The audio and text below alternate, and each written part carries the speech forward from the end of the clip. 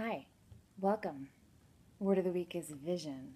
And this week we're going to think beyond, I'd like you to think beyond your eyesight. Think beyond the image that you see in front of you. Think about the thing that is going to keep you on your path. Ooh, that's deep. So what I mean here is understanding that your body is going to respond negatively, usually in the form of illness or disease, when you're not honoring your calling. And when we have a vision of what we want, of where we see ourselves, it can carry us through maybe some bumps in the road or some tougher times. There's a real power in vision, in using our imagination, because our brain kind of doesn't know the difference.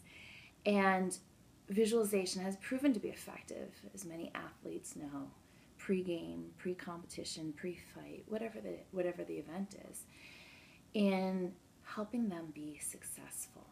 There's no reason why we can't apply those concepts in our own lives to achieve or to be in a place that brings us joy and freedom. So the associated exercise is the triangle pose. And symbolically, it represents the 3 points of ourselves: mind, body, and spirit, aligning them, connecting them. So many of you are familiar with the triangle pose. This might not be a big deal for you. However, there are always ways to refine the exercise, refine the quality of your exercise so you get a little bit more from it, and you also prevent injury. Even in triangle pose, there are areas where I see opportunities for injury. So to do the triangle pose, we take our feet out wide, toes are pointing forward. Turn, for example, your left toes to the side, and you can see right here that my legs, along with the floor, are creating the first triangle. There are actually 2 triangles in triangle pose. The second one we create with our upper body connecting to our lower body. But the key point here is that our legs are grounding us. They provide that base of support so the rest of the body can move. From here, we want to shift our hips away and create length from the hip bone up into the armpit. Extend your arm out as far as it'll go, and then bring your hand down to your leg. Most of us are going to be on the shin. Some of us will be on the thigh. I don't really want you resting on your knee, just because I don't want you to be pushing it back.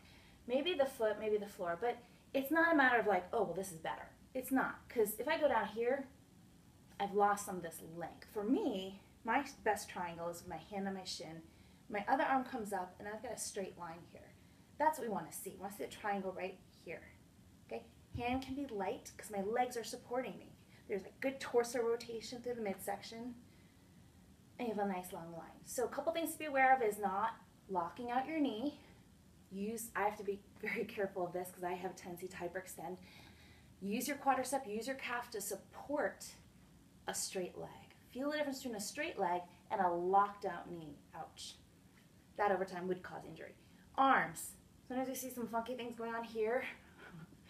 Use the mirror, not as your critic, but as help until you can feel the position. Then you can look up at your hand and close your eyes. Visualize a straight line. Visualize your vision. Yeah, use this. And then obviously you'd want to repeat to the other side. Right here. Triangle pose. Vision. We're going to create this week. I can't wait to hear about it.